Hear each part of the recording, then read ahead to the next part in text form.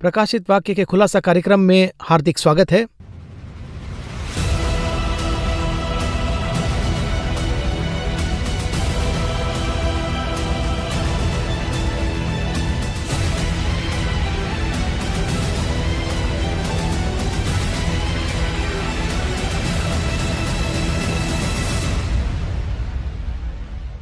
बहुत ही मुख्य टॉपिक हम बात कर रहे हैं। इनफैक्ट इसे हम पार्ट 2 भी के हिसाब से भी ले सकते हैं। इस कार्यक्रम में ब्रदर एमडी जगन आए हैं। आइए let's welcome him. Brother Jagan, welcome to the programme. Praise the Lord. पिछले एपिसोड में हमने रेवलेशन के 6 सील में 6 बातें हैं ऐसा हमने बात किया था, और वह एपिसोड मेरे लिए एक ज्योग्राफी क्लास के जैसा ही था। उस हद तक सन के बारे में, मून के बारे में, स्टार्स के बारे में, उसमें हमने 3 भागों के बारे में ही बात किए थे। इस एपिसोड में अगले 3 बातों को हम देखेंगे। ये दर्शकों के बेनिफिट के लिए उस वचन को अगर हम पढ़ेंगे उसके बाद शुरू करेंगे तो अच्छा रहेगा। जरूर। प्रकाशित वाक्य अध्याय 6 वचन 14 से वचन 17 तक। आकाश ऐसा सरक गया जैसे पत्र लपेटने से सरक जाता है। हर एक पहाड़ और टापू अपने अपने स्थान से टल गया। तब पृथ्वी के राजा और प्रधान और सरदार और धनवान और सामर्थी लोग और हर एक दास और हर एक स्वतंत्र पहाड़ों की खोह में और चट्टानों में जा छिपे, और पहाड़ों और चट्टानों से कहने लगे, हम पर गिर पड़ो और हमें उसके मुंह से जो सिंहासन पर बैठा है और मेमने के प्रकोप से छिपा लो, क्योंकि उनके प्रकोप का भयानक दिन आ पहुंचा है। अब कौन ठहर सकता है, ये कहता है। बहुत ही इंटरेस्टिंग है और ये डिटेल्स भी बहुत इसके अंदर है। इसे जरा आप एक्सप्लेन करिए ना। अभी हम यहाँ इसमें से बहुत ही मुख्य विषय पर देखेंगे। प्रोग्राम के शुरू में ही आपने कहा कि ये जो वचन का भाग है ये तो भूगोल की क्लास के जैसे है, लेकिन ये साइंस क्लास के जैसे है। देखिए, हम लोग तो बाइबल को केवल एक धार्मिक किताब है इस तरह से सोचकर देखते हैं। इसमें आस्था के हिसाब से पढ़ने के लिए यहाँ कुछ शिक्षाएं हैं, यीशु की शिक्षाएं हैं।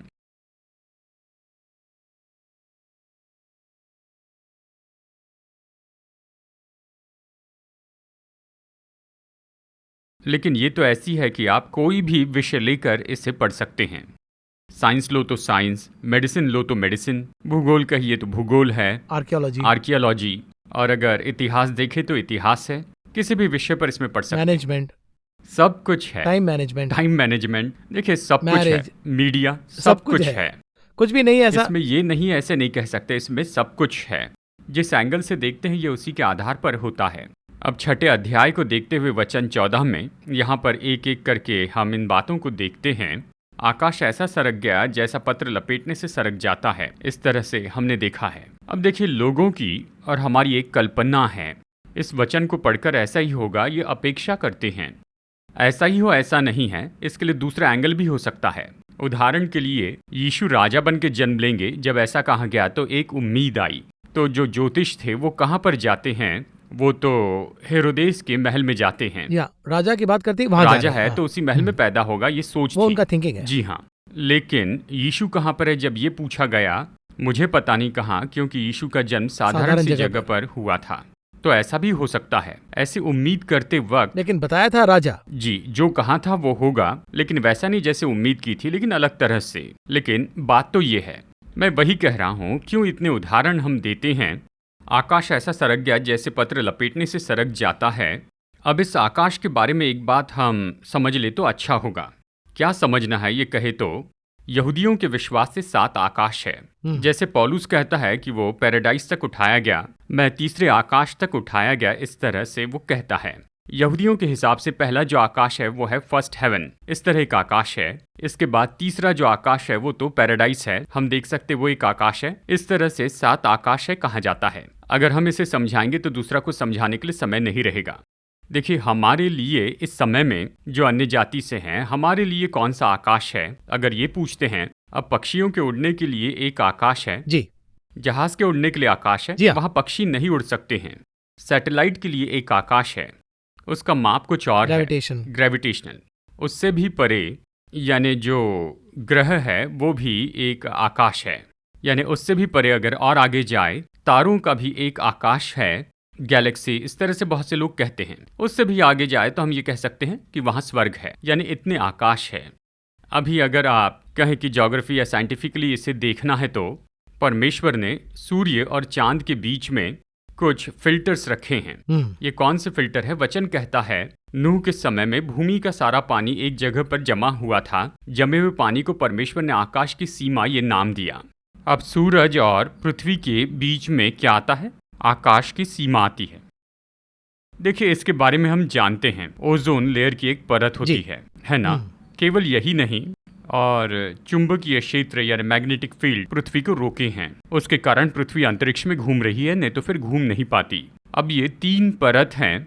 उसके बाद सूरज और चांद है। वहां से जो किरणें आती है 3 बार फिल्टर होकर पृथ्वी तक पहुंचती है। नूह के समय में आकाश के द्वार खुल गए थे, वाटर कैनोपी आ गई।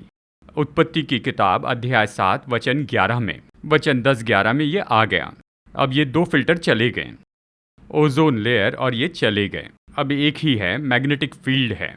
इसलिए नूह के समय के बाद में उम्र कम होती चली गई। नूह के समय तक 950 और 965 और 969 आमतौर पे ही ऐसा ही है, इस तरह से था। अब देखिए, नूह के समय के बाद देखे तो जल प्रलय के बाद देखिए उनकी उम्र थी 450, 400, बिल्कुल आधी हो गई। कारण है अल्ट्रावायलेट रेज भूमि पर आई। जब ये फिल्टर जाता है तो उम्र घटती जाती है। उसके बाद में भी एक काम हुआ है, उसके बाद में उम्र 200 साल की हो गई। यानी देखिए, अभी हमारे समय में आकाश ऐसे सरक गया जैसे पत्र लपेटने से सरक जाता है, मतलब ओजोन लेयर घट रही है। देखिए, ये तो आकाश में एक परत के जैसे है, स्क्रीन जैसे है। अब ये जो छन्नी है ये, और हम जो उपयोग कर रहे हैं उसके कारण कार्बन डाइऑक्साइड बढ़ते जा रहा है। एक प्रोटेक्शन है। ये प्रोटेक्शन है। अल्ट्रावायलेट रेज को ये फिल्टर करते जाता है। अब क्या हो गया, ये खुलते जा रहा है और अल्ट्रावायलेट रेज आने लग गई हैं। आकाश से सूरज की जो किरणें आती है उसमें, वो तो हमारे शरीर के लिए हानिकारक है। बीमारियां, कीटाणु, सब कुछ पृथ्वी पर आ रहे हैं। तो आकाश ऐसा सरक गया जैसे पत्र लपेटने से सरक जाता है। इसका यहाँ पर क्या अर्थ होता है? ओजोन लेयर घटती जा रही है। हमारी आंखों के सामने ये हो रहा है अभी। देखिए, उसके बाद जो छठी मोहर का समय आएगा, पूरा ओजोन लेयर खत्म होगा। आज सभी लोग इसी तरह से कह रहे हैं कि एक दिन ओजोन लेयर पूरी तरह से खत्म हो जाएगा। अब देखिए, करीबी दिनों में ही ये सब कुछ होने वाला है। देखिए, इसकी एक चेन है, उसे मैं बाद में बताऊंगा। इसके बाद में क्या होने वाला है अगर पूछे तो देखिए, भूमि चौंक जाएंगी जी। इसके पीछे कारण है। देखिए, अभी भूमि की चुंबकीय शक्ति में भी दरार आ रही है। सन 2017 में ऊटी के वैज्ञानिकों ने एक खोज की है और इसके बारे में अखबार में भी छपा था। उन्होंने कहा था कि चुंबकीय क्षेत्र में एक विस्फोट हुआ है। अब इस विस्फोट के कारण क्या हुआ, अब भूमि की जो चीज़ें हैं उसमें क्या हो रहा है, वो धीरे धीरे यहाँ भूमि की ओर खींची जा रही है। यानी ट्रांसफार्मर का जैसे विस्फोट होता है, ये उसी तरह से होता है। ऐसे उन्होंने अखबार में बताया था और उसकी कटिंग मेरे पास में है। अब देखिए, ये तो दूसरे स्तर पर है। और फिर तीसरे स्तर में, तीसरे चिन्ह में हम क्या देखेंगे? अगर ये पूछते हैं, भूमि के राजा, प्रधान और जितने भी धनवान हैं, चाहे जितने भी लोग क्यों न हो, ये पहाड़ के नीचे या गुफाओं में छिप जाएंगे। ये चिन्ह तो सबसे महत्वपूर्ण चिन्ह है। मैंने पिछली बार आपको पहले ये बताया था, आगे जो भी होने वाला है उसकी शुरुआत हमारे समय में हो रही है। आप इसे समझ रहे हैं ना? बाद में जो घटनाएं होने वाली हैं उसकी शुरुआत तो पहले कहीं ना कहीं होनी है। अब उसकी शुरुआत हो रही है। अब छठी मोहर में जो कुछ भी होने वाला है उसकी शुरुआत तो पहले ही हमारे समय में हो चुकी है, शुरू हो गया। ये शुरू हो चुका है। ये अंतिम समय है। अंतिम समय कब शुरू हो गया है? 2000 साल पहले शुरू हुआ। अभी अंतिम समय है कहे तो ये अंतिम समय है, इस बात को नहीं मानते। अंतिम समय तभी शुरू हो गया है। उस समय के लोग इसे अंतिम समय कहते थे। इसी तरह हर एक विषय के पीछे निश्चय ही स्टार्टिंग पॉइंट होता है। यीशु मसीह क्रूस पर आए और अपना खून बहाया और पूरी दुनिया के पाप मिटा दिए। ये भविष्यवाणी थी। लेकिन खून बहाने के लिए उन्हें 30 साल पहले जन्म लेना पड़ा था। 30-33 साल पहले वो पैदा हुए, बड़े हुए, खुद को साबित किया और उसके बाद लहू बहाया। यीशु आकर अपना लहू बहाएंगे, उसके बारे में 30 साल पहले बताया था कि लहू बहाने वाला आ चुका है। इस तरह से कहा गया था। तुरंत ही लोग क्या कहते हैं, 33 साल बाद होने वाली घटना के बारे में अभी से बताकर लोगों को मिसगाइड कर रहे हैं। इस तरह कहते हैं। यही मैं कह रहा हूँ, छठी मुहर की बातें तो अभी हो रही हैं। और कहा जाए तो वो जन्म लेंगे ऐसा कहकर ओल्ड टेस्टमेंट में लगातार तो हम इसे देखते ही आ रहे हैं, है ना? देखा जा रहा है जब वो होने लगता है, उन 33 सालों के बाद में क्रूज पे चढ़ाए जाएंगे। वो अभी पैदा हो चुका है, दुनिया के पापों का बोझ उठाने वाला उद्धारकर्ता पैदा हो चुका है। जी हाँ, वो तो प्रोटोकॉल के हिसाब से ही होगा। प्रोटोकॉल के हिसाब से ही जब हम ये कहते हैं तो कुछ लोगों को कैसा ये हो जाता है कि बाद में होने वाली बातों को अब क्यों कह रहे हैं। इसीलिए देखिए, इसकी शुरुआत है, वही हम कह रहे हैं। तो जब हम इसे पढ़ते हैं और ये सब देखते हैं तो हमें कंफ्यूजन में नहीं रहना, लेकिन वैसे ही तो लिखा है, लेकिन हम इसे कंफ्यूजन से ले लेते हैं। हाँ, यही बात मुख्य है। अब मैं क्या कहना चाहता हूँ, अगर आप ये पूछे तो, कि लोग पहाड़ों और गुफाओं में छिप जाएंगे, यानी वो तो पहाड़ों और गुफाओं में जाकर छिप जाएंगे। क्या ये सब होगा, ऐसे भी सवाल होते हैं? जी हाँ, देखिए, ऐसा भी एक समूह है। पहाड़ के नीचे छिपना है तो पहाड़ को कभी ना कभी खोदा जाना चाहिए। जी हाँ, छठी मोहर के समय वो वहां पर जाकर छिपते हैं ना। ऑलरेडी वहाँ होना पहले चाहिए। से पहाड़ में अगर गुफा होगी तभी तो जाकर छिप पाएंगे ना, तो वो Correct. गुफा कभी ना कभी खोदी गई होगी, इसका एक कॉन्सेप्ट जी। है। वही मैं कह रहा हूँ, गुफा खोदने का समय तो यही है। मैं ये क्यों कहना चाहता हूँ, अगर इस तरह पूछे तो, देखिए, पिछले एपिसोड में मैंने आपसे ये कहा था कि हम इसे बाद में देखेंगे, जापान के साइंटिस्ट के बारे में, जापानीज साइंटिस्ट के बारे में। नाम है मिकाई काकू।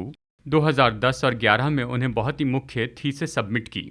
उसमें उन्होंने सोलार सुनामी के बारे में बताया है। सूर्य से आने वाली किरणों के बारे में, भूमि पर उसका कैसे प्रभाव पड़ता है, इसके बारे में बहुत से विषय पर बताया है। तभी से हम ये बातें लोगों तक पहुंचाते जा रहे हैं। और जब हम इस तरह से बताते हैं तो एक समूह कहता है ये तो लोगों को डरा रहे हैं।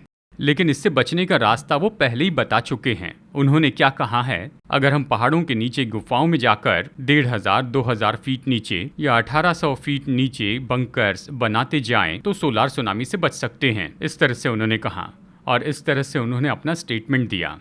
उसके बाद 2011 और 12 के बाद इस पर अधिक बातें होने लगी। सन 2020 के बाद हर एक दिन इसके बारे में चर्चा हो रही है। आप ये सब कुछ मीडिया में देख सकते हैं। किसके बारे में? तापमान का घटना और बढ़ना, ग्लोबल वार्मिंग। ये तो आपने सुना ही होगा। अभी तो वो कॉमन वर्ड हो गया आम है। शब्द बन गया है लोगों के लिए। ये तो ग्लोबलाइजेशन है। ये अभी तो बिल्कुल साधारण सा शब्द बन गया। इसके पीछे की गंभीरता चली गई, पूरी तरह चली गई। केवल एक समूह इसकी गंभीरता को जानते हैं। जो विकसित देश हैं उसमें 6 साल के बच्चे को भी गंभीरता पता है। ये तापमान बढ़ने के बारे में, ग्लोबल वार्मिंग के बारे में, लोगों को इससे बचाने के लिए, दुनिया को इससे बचाने के लिए संघर्ष करते जा रहे हैं। ये ग्लोबल वार्मिंग क्या है, अगर इस तरह से आप पूछते हैं तो, यानी अभी इस पृथ्वी पर जो भी कारखाने हैं, गाड़ियां हैं, इनसे जो भी निकलता है, यानी carbon dioxide, methane, pollution, methane इस तरह कहते हैं, ये सब जाके क्या करते हैं? यहाँ पर आपको परमेश्वर का स्वभाव और उसने जो बनाया उसे समझना होगा। इस पृथ्वी पर वो एक ढाल के जैसे है, जैसे हम ग्रीन हाउस कहते हैं ना। इसके बारे में पूछे तो देखिए, मनुष्य को ऑक्सीजन की ज़रूरत है। इसे पाने के लिए परमेश्वर ने बहुत से काम किए हैं मनुष्य के लिए। उसे बनाने के पहले ही पेड़ पौधे ये सब परमेश्वर ने बनाए थे। इसमें से आने वाला ऑक्सीजन जैसे ऊपर जाता है फिर से धरती पर आता है। मनुष्य को इसकी जरूरत है, ये वेस्ट ना हो। प्रभु ने ऐसे ही बनाया। वही बनावट है, उसका नाम ग्रीन हाउस है। वो ऊपर जाकर फिर पृथ्वी पर आ जाता है। अब देखिए, एक समय काल ऐसा आ गया कि मनुष्य क्या करता है, ऑक्सीजन देने वाले पेड़ काट देता है। पहले सोर्स चला गया और इसके जवाब में उसने क्या किया, सड़कें बना दी और उन्नति करनी चाहिए। बड़े शहर बनाकर उन्नति चाहिए, शहर में कारखाने बनाएं और भी ज़्यादा उन्नति करनी चाहिए। और इस तरह से नगर, महानगर इस तरह से बढ़ते चले गए। पूरा कार्बन डाइऑक्साइड ऊपर जाता है।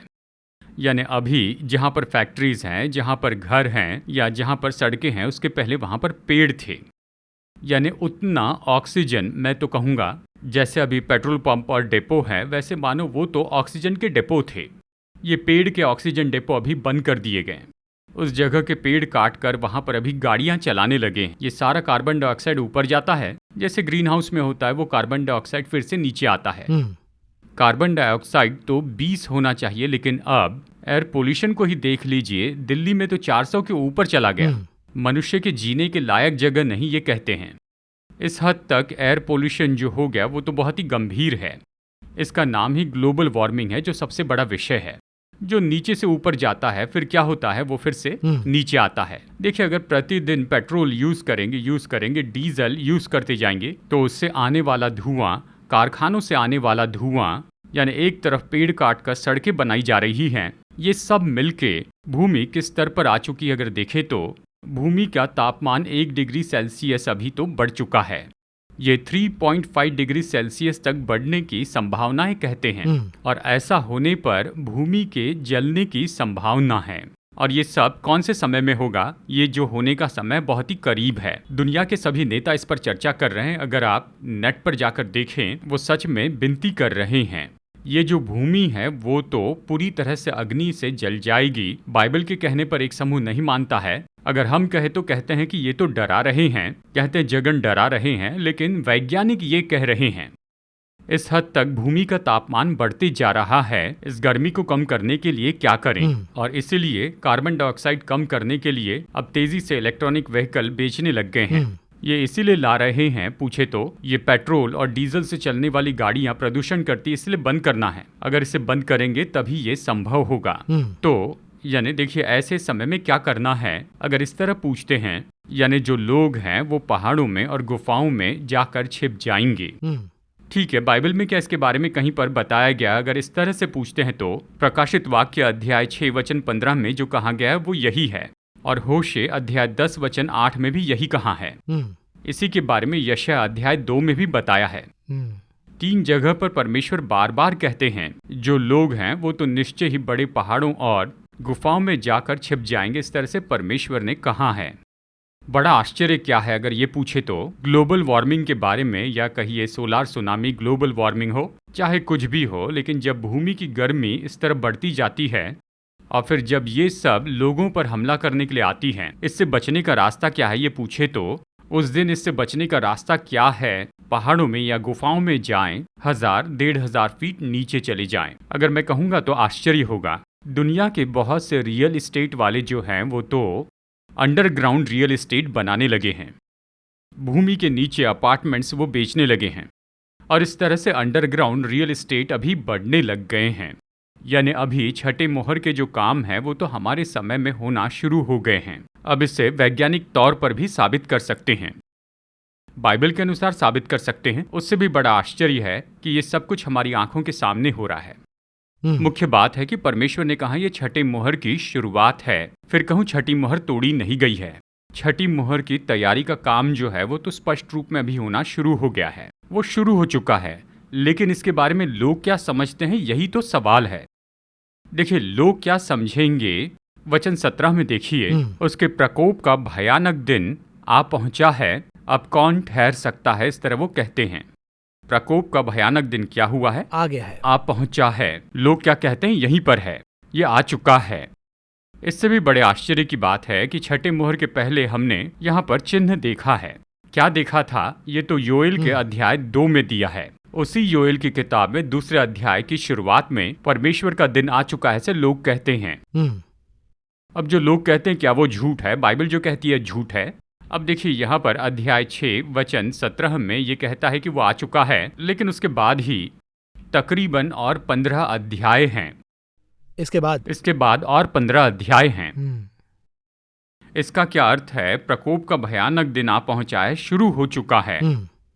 यहाँ छठी मोहर में उस प्रकोप का दिन तो आ पहुंचा, यानी इसके पहले का सब खत्म हो गया, प्रकोप का भयानक दिन शुरू हो गया। यहाँ से ये शुरू होकर हर्मगेदोन के युद्ध तक चलेगा। अब हमारे पास छठे मोहर के खत्म होने तक का ही हिसाब है, क्योंकि हम उसके आगमन में जाने वाला एक समूह है। ऐसे अगर हमें जाना है तो कहे तो यहाँ पर ये जो छठी मोहर है वो हमारे लिए अंतिम चिन्ह है। जब हमारी आंखों के सामने ये सब कुछ होने लगा है तो हमें यहाँ पर क्या समझना होगा? वो लोग इस छठी मोहर के आने पर क्या कहते हैं? प्रकोप का भयानक दिन आ पहुंचा है, ये कहते हैं। आ पहुंचा है कहते हैं, और इसीलिए अब हम कहते हैं कि प्रभु का आगमन बस होने वाला है। उसकी तैयारी अभी चल रही है। अब इसके लिए जो सबूत हैं हम कितने भी दे सकते हैं, हमें ज़रूरत नहीं। यानी आप जाकर देखिए, यानी हाल ही में ग्रीनलैंड में बारिश हुई और इसके बारे में खबरों में बताया गया। ग्रीनलैंड में बारिश हुई, ग्रीनलैंड में बारिश हुई, इसमें क्या खास है? ये पूछे तो ग्रीनलैंड में बारिश होना खास है क्योंकि ग्रीनलैंड नॉर्थ पोल की चोटी पर है। वहां बारिश नहीं होती, बर्फ गिरती है। बारिश हुई इसका मतलब सम चेंज हो रहा है सर। कुछ बदलाव आ रहे हैं। कौन से बदलाव? ग्लोबल वार्मिंग के बदलाव। बर्फ के बदले बारिश हो रहा बर्फ है। के बजाय बारिश हो रही है, यानी बर्फ का मतलब इतना तापमान होगा तो ही बर्फ गिरेगी। Correct. बारिश हो रही इसका मतलब है कि तापमान गर्म हो चुका है। अब बर्फ पिघल कर क्या हो रही है? बारिश हो रही है, यानी ग्रीनलैंड में भी गर्मी पहुंच चुकी है। अब वो क्या कह रहे हैं? बर्फ पिघलने के कारण समुद्र का पानी बढ़ते जा रहा है। समुद्र का पानी बढ़ने पर बाइबल कहती है समुद्र की लहरें बढ़ जाएगी, इस तरह से बाइबल कहती है। तो बाइबल के अनुसार अभी समुद्र का पानी बढ़ने लगा है। ठीक है, अब इससे बचने का रास्ता क्या है देखा जाए तो इसमें अभी जो कह रहे हैं वो बाइबल की भविष्यवाणी है। हम भविष्यवक्ता नहीं हैं, हम सिर्फ इसे समझा रहे हैं। बहुत ही जल्दी इसी तरह से जो वैज्ञानिक है वो इसके लिए एक सबमिट करेंगे और लोगों को ये बताएंगे। यानी वो क्या कहेंगे? जितनी जल्दी हो सके। यानी देखिए, बारिश होने के बाद में क्या होता है, वो कहते हैं जो निचले स्तर में रहते हैं वो जल्दी से जल्दी ऊंचे स्थान पर चले जाएं। यानी अगर आप छठी मोहर के समय को देखें तो वैज्ञानिक इस तरह से कहते हैं ऊपरी हिस्सों में रहने वाले जितने भी लोग हैं थोड़ा नीचे आकर रहें, पहाड़ों और गुफाओं में जाकर छिप जाओ। एक तरह से जब सोलार सुनामी क्रॉस हो रही थी तो उन्होंने कहा वहां जाकर सेफ रहो। सोलार सुनामी हो, ग्लोबल वार्मिंग हो, जब तक गुजर न जाए तब तक सुरक्षित जगह पर रहिए। जी हाँ, इसमें इंटरेस्टिंग चीज़ क्या है कि ये सब जो भी है, फॉर एग्जांपल 500 साल पहले अगर ये कहें कि आकाश में प्लेन उड़ेगा, इन्वेंट करेंगे, 500 साल पहले तो वो इमेजिन भी नहीं किए होंगे।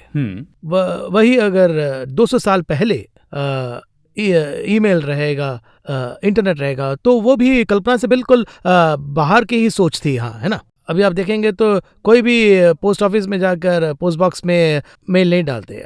हमारे ज़माने में हमने वो सब किया था और अब मेल आ चुका है। तो यहाँ हम जो देख रहे हैं, आपके मुताबिक हम जो देख रहे हैं कि क्या ये सब हो सकता है, क्या ये सब हो सकता है, ये सवाल के लिए रिवर्स में ही प्रभु ने इसे बड़ी सुंदर तरीके से बनाया है एज पर प्रोटोकॉल। यही हम न्यूज़ में लगातार देखते आ रहे हैं। अब सवाल मेरा यह है कि ये सब हो रहा वो एक तरफ, लेकिन मुझे और भी प्रिपेयर रहना है। इस एस्पेक्ट को प्रभु बार बार कहते ही जा रहे हैं। इस नजरिए को आप कैसे देखते हैं? ऐसा है, ये सब देने के लिए परमेश्वर का उद्देश्य क्या रहा होगा? अब कहिए कि एक जज हैं, जो जज है वो न्याय सुनाकर चले जाते हैं, है ना? करेक्ट। देखिए, और ये जो जज हैं वो तो उस अपराधी को बचाव के लिए निश्चित समय देते हैं, उसको जरूरी समय देते हैं, टाइम देकर एक्सटेंड करते ही जा रहे हैं। एक्सटेंड करके उसे सारे सबूत साबित करने का मौका भी देते हैं। कैसे भी हो इस दंड से तुम बच जाओ, यही तो कारण है। दुनिया के हिसाब से चलने वाला जो जज है एक व्यक्ति को इतना समय देता है, तो देखिए महान न्याय करने वाले परमेश्वर, जिसे सर्वशक्तिमान परमेश्वर कहते हैं, इस भूमि को बनाने जिसने इस भूमि की रचना की, सृष्टि को बनाने वाला, हमें अपने स्वरूप में बनाया, वो जब एक बड़ी, यानी देखिए जब भी कोई बहुत बड़ी आपदा आती है तो वो सभी मनुष्यों को बचाना ही चाहते हैं। कुछ लोग पूछते हैं कि परमेश्वर कैसे ऐसी विपत्ति और नाश को इस तरह अनुमति देते हैं। देखिए, व्यवस्था के अनुसार लिखा है, उसे मानोगे तो तुम्हारे लिए आशीष है, नहीं तो तुम्हारे लिए विनाश लिखा है। परमेश्वर ने जो लिखा है उसे क्या नहीं कर सकते? बदल नहीं सकते। लेकिन उसी प्रकार नोवा के जमाने में भी कहा कि ऐसे एक विनाश को मैं नहीं करूंगा, इस बात को भी वो कहते हैं। लेकिन रेवलेशन में भी इसी प्रकार है। तो उस कॉन्टेक्स्ट को आप कैसे देख रहे हैं? अब नूह के समय में परमेश्वर दुनिया को नाश नहीं करेंगे ऐसे नहीं कहते, जल प्रलय से नाश नहीं करेंगे। बिल्कुल सही। परमेश्वर ने कहा इस तरह से जल प्रलय से नाश नहीं करूंगा। ऐसे कहते हुए जरा सोचकर देखिए, नूह के समय से हमारे समय तक का समय काल जो है वो लगभग 4000 साल है। बहुत ही लॉन्ग पीरियड। यानी आदम से लेकर नूह के समय तक 2000 साल। और तब भी परमेश्वर ने उनका न्याय किया और उन्हें परमेश्वर के सामने झुकना पड़ा। तब से लेकर अब तक समय हुआ 4000 साल।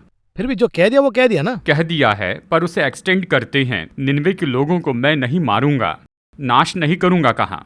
एक जगह पर तो वो कहते हैं कि इन्हें नाश नहीं करना, मैं उन्हें नाश कर दूंगा। ये तो परमेश्वर का न्याय था, वो एक दिन पूरा होगा। फिर से दूसरी पीढ़ी गलती करे तो ये खुद होता है। अभी वही हो रहा है। तो परमेश्वर ने कहा जो छठी मोहर का समय है वो जल्दी आएगा। आगमन में चाहे थोड़ी देर भी हो जाए तो भी हमारी पीढ़ी उसे देख पाएगी।